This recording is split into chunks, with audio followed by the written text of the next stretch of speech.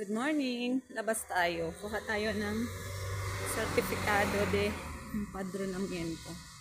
So, yun yung census natin. Autumn na. Super late yung autumn ngayon. Pwedeng kumuha ng certificado dito nang walang appointment. So, mabilis lang siya. So, number 34 ako. Dumating ako number 22. So, 28 na ngayon. Dito ito sa Tito. Next natin gagawin, magbayad tayo ng tax. So, nakakuha na ako. Ang bilis-bilis. Walang appointment. So, wala pala siyang expiration. Pero kung gagamitin mo siya, dapat mas recent yung gagamitin mong Certificado de Empadronamiento. So, yun lamang. Thank you. 2 down, nakapagpadala na tayo. So, bayad tayo ng tax. Ang bilis lang, walang pila at ako lamang ang tao. So, malapit lang din ito kay Amo. So, advantage kapag ang trabaho mo ay malapit. So, nag-travel si Amo. O, diba? Hindi naman ako abusada. Wala yung alaga ako, pero naglinis na ako. Magba-vacuum na lang ako, magmamap. Then, paplansyahin ang mga tuyunan na mga damit. Pero, dahil winter, walang calefacción or walang heater na all day. 4 to 10 lang siya ng hapon. 4 ng hapon hanggang alas 10 ng gabi. As of now, kapag super winter na, tsaka siya mag whole day. So, bayad tayo dito sa May Santander ng ating tax.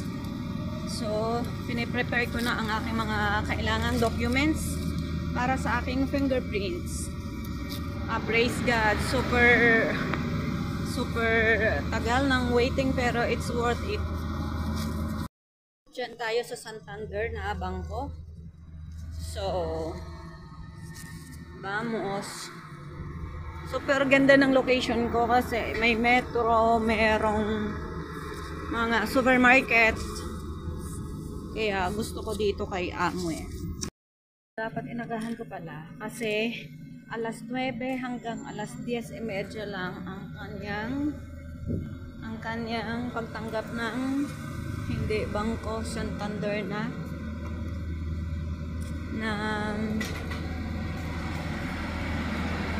client. So yung mga kliyente nila na hindi walang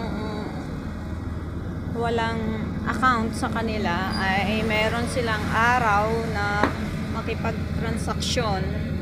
So from Tuesday to Huwebes.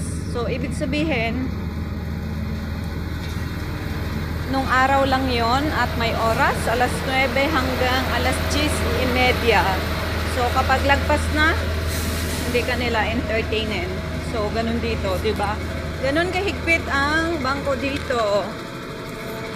So kung magkano lang yung nasa kontrata mong papasok na sahod, yun dapat ang meron. Kapag over na at super laki na, yan, ibablock nila or i-hold yung account mo. That's it. Try natin sa Lacacia, sa Acacia Bank, kung pwede siya. Saan tayo pupunta? Pang-visit. So, hindi natin nagawa ang pagbabayad ng ating tax at kailangan yun ng dokumento. So, dalawa yung ating nagawa ngayon. So, punta tayo sa hospital at magpa-check up ng mata. Diyan lang yung hospital. Tayo malapit sa bahay. 5 minutes walking. Tapos na. So, kumuha lang ako ng appointment, by appointment dito. So, kung available ang doktor at hindi siya busy, pwede kang bigyan ng on the spot ng schedule. Pero, dahil ang doktor ay bukas pa, so binigyan na lang niya ako ng appointment ng alas 9 ng umaga. So, ganun siya dito sa Espanya. Hindi siya pwedeng mag-walk-in basta-basta unless emergency. So, that's it guys. Adios. Thank you so much. So, that's for today na ginawa ko. So, thank you for watching. God bless.